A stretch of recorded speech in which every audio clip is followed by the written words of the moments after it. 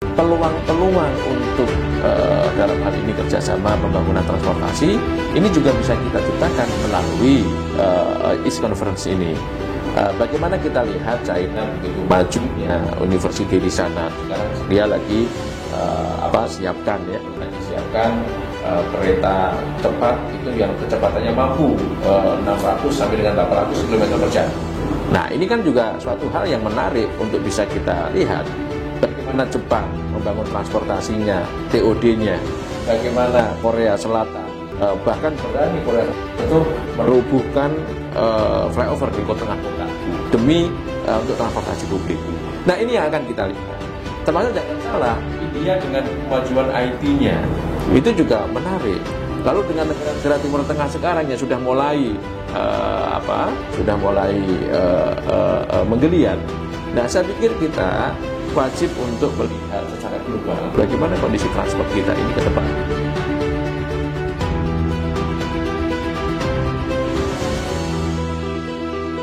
Halo Sobat Transportasi Indonesia, saya Triman Sofyan, pemimpin redaksi Transportasi Indonesia, kembali menyapa Anda melalui kanal YouTube Transportasi Media yang membahas tentang sektor transportasi, infrastruktur, dan supply chain secara tugas dalam. Kali ini kami kedatangan narasumber yang sangat istimewa, yaitu Bapak Dr. Insinyur Haris Muhammadun, yang beliau merupakan Sekjen atau Sekretaris Jenderal Masyarakat Transportasi Indonesia. Halo, selamat datang Bapak Haris di studio mini podcast Transportasi Indonesia. Senang bertemu Anda. Terima kasih Pak. Halo, selamat pagi Sobat Transportasi. Ya, bersama Pak Sekjen MTI kami akan mengulas seputar kesibukan MTI bersama dengan Bapak Haris. Ya. Untuk membahas kegiatan seputar apa, kan kali ini ya Pak MTI ini memiliki satu hajat besar yang mana MTI menjadi tuan rumah. Ini suatu kebanggaan juga buat kami Pak sebagai bangsa Indonesia, karena sekian banyak negara yang mengajukan MTI mewakili Indonesia untuk menjadi tuan rumah di 16th International Conference of Eastern Asia Society for Transportation Studies atau IST atau Konferensi Internasional Masyarakat Studi Transportasi Asia Timur yang ke-16 Pak ya. Selamat ya Pak ya atas terpilihnya MTI menjadi penyelenggara kegiatan berskala internasional IST ya Pak ya, ke-16 ya. Transportasi. Boleh Pak dapat dijelaskan Pak mengenai kegiatan IST itu sendiri yang akan digelar MTI di Indonesia Pak, seperti Pak? Ya, Sobat Transportasi, jadi saya ingin menjelaskan mengenai apa itu IST ya. IST itu adalah Eastern Asia Society Transportation and Studies, sebuah organisasi induknya MTI yang ada di Asia, dan ada 19 negara yang menjadi anggota IST ya di seluruh Asia. Dan ini menarik karena setiap 2 tahun itu melaksanakan conference. 2 tahun yang lalu itu ada di Kuala Lumpur. Saat itu kita lakukan bidding pelelangan untuk menjadi host atau menjadi tuan rumah di penyelenggaraan di tahun 2025 ini. Dan alhamdulillah kita sungguh-sungguh karena menampilkan video dari semua stakeholder, termasuk saat itu videonya dukungan daripada pemerintah Kota Solo, yaitu Pak Gibran Rakabuming Raka yang saat itu menjabat sebagai Wali Kota Solo. Lalu kemudian dukungan juga datang dari Gubernur, yaitu Pak Ganjar Pranowo. Itu juga menyampaikan dukungan yang luar biasa selaku Gubernur saat itu, bagaimana Jawa Tengah itu bisa menjadi salah satu lokasi untuk conference ini. Selanjutnya dukungan yang paling penting adalah dari pemerintah pusat, dalam hal ini Pak Menteri Perhubungan Pak Budi Karya. Itu juga begitu antusiasnya beliau saat itu dalam video yang kita tampilkan, sehingga alhamdulillah kita menang dalam pemilihan untuk tuan rumah pelaksanaan IST Conference yang ke-16 ini. Dan selanjutnya tentunya Pak Rektor Solo saat itu juga sebagai karena IST ini kan ada Society Transportation and Study. Jadi tentunya kita harus menggandeng akademisi dan kita memilih lokasi IST itu di Solo. Kemudian kita bekerja sama dan berkolaborasi tentunya dengan universitas ternama di Solo, yaitu Universitas Negeri 11 Maret. Dan Sobat Transportasi, ini yang membanggakan untuk kita semua, karena ini proses sudah, ya, dan sekarang sudah ditutup untuk submission mengenai jurnal transportasi yang sudah masuk. Jadi IS yang ke-16 ini memecahkan rekor, karena jurnal kita ada lebih dari 500 submission yang berpartisipasi untuk seluruh yang akan nanti kita selenggarakan di Solo. Jadi luar biasa. Ini dukungan masyarakat Society Transportation ya, yang ada di Asia ini, dan begitu antusiasnya untuk mereka datang di Kongres IS yang ke-16 di Solo nanti. Luar biasa Pak, dengan pencapaian, bahkan kalau kita yang disampaikan Bapak kita simak bahwa itu sudah melampaui target, bahkan rekor ya. Rekor selama penyelenggaraan IS, jadi 500 submission jurnal transportasi. Nah, ada sisi yang menarik nih Pak. Ya. Kenapa kota Surakarta Pak yang menjadi pilihan MTI untuk menyediakan IS ini Pak? Ya, kita ingin mengangkat salah satu daerah kita ini Pak Sofyan. Kita tahu bahwa ketika kita melakukan penataan transportasi itu harus mulai dari yang kecil. Ya, bagaimana kita lihat, sebagaimana biasa yang kita lihat itu pembangunan transportasi perkotaan itu selalu ada keterlambatan. Dari mulai kota kecil merangkak ke kota sedang, lalu ke kota besar sampai ke kota metropolitan, problematika transportasi perkotaan pasti ada di suatu kota. Nah, dari sekian kota kecil atau kota yang ada di Indonesia, maka yang kami lihat transportasi publiknya itu paling bagus di antara kota-kota yang lain adalah Solo. Solo punya batik trans, Solo bahkan punya kereta api ya yang bisa melewati Jaladara itu, kereta api yang melewati tengah kota, dan itu bisa diatur dengan kontraflow. Lalu Solo juga ada juga komuter kereta api dari Jogja, ya kan? Nah, dan banyak lagi soal fasilitas transportasi Solo ada, ya, artinya terminal Tirtonadinya, kemudian juga Bandara Adi Sumarmonya, termasuk selain daripada itu, kita tertarik dengan spirit Solo itu kan punya tagline. Solo adalah spirit of Java.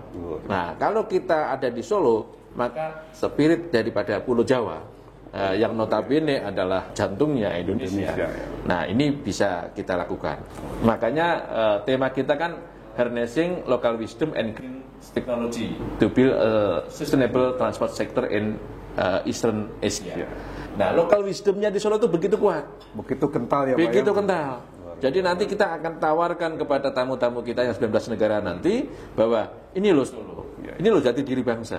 Seperti itu Pak Sofyan. Ya, secara langsung dan tidak langsung ini mendukung ya program destinasi wisata. Oh iya pasti karena ini kan harus kita ambil manfaat ketika tamu-tamu kita itu datang ke Indonesia, dan datangnya sekarang di Solo itu kita semua ada di sana. Artinya kalau kita ngomongin wisata pun, mau ke Prambanan dekat, mau ke Jogja Prambanan, atau mungkin ke mana Borobudur dekat, termasuk mau ke Tawangmangu, Ngadem pun ada gitu. Ya. Jadi betul. Jadi kita memang tidak hanya sekedar conference, meninggalkan kesan yang baik ya, sehingga nanti datang lagi dengan keluarganya. Dengan begitu kita juga membantu pertumbuhan ekonomi Indonesia. Ya, pasti menjadi tuan rumah yang baik dan memberi kesan itu adalah kewajiban kita bersama. Ya, betul. Tapi kan ini tentu ada tujuan dari gelaran acara tersebut ya Pak ya. Ya, pasti. Apa sih target dan tujuan dari penyelenggaraan IS ini Pak Sekjen? Ya, target yang pertama tentunya kita ingin menampilkan bahwa Indonesia concern terhadap pembangunan transportasi, terutama transportasi publik, dan kita mulai di Solo. Semua Solo ada. Itu target awal. Kita mengenalkan, kita bisa jalin hubungan, ya, kita bisa jalin kolaborasi, sinergi dengan mereka-mereka yang sudah lebih maju transportasinya, yang nanti bisa ditampilkan di situ. Maka transfer knowledge dari teman-teman yang tentunya itu kita bisa raih. Lalu kemudian kita juga bisa share terhadap anggota-anggota yang memang sharing session lah gitu ya, sharing session terhadap pengalaman masing-masing. Nah, sehingga nanti peluang-peluang untuk dalam hal ini kerjasama pembangunan transportasi ini juga bisa kita ciptakan melalui East Conference ini.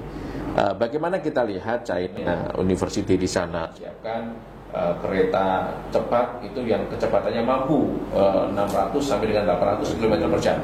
Nah, ini kan juga suatu hal yang menarik untuk bisa kita lihat. Bagaimana Jepang membangun transportasinya, TOD-nya, bagaimana Korea Selatan, bahkan berani Korea Selatan itu merubuhkan flyover di tengah kota demi untuk transportasi publik. Nah, ini yang akan kita lihat. India dengan kemajuan IT-nya itu juga menarik. Lalu dengan negara-negara Timur Tengah sekarang yang sudah mulai menggeliat. Nah, saya pikir kita wajib untuk melihat secara global bagaimana kondisi transport kita ini ke depan. Opportunity-nya bisa lebih besar dengan pelaksanaan IS yang ada di Solo.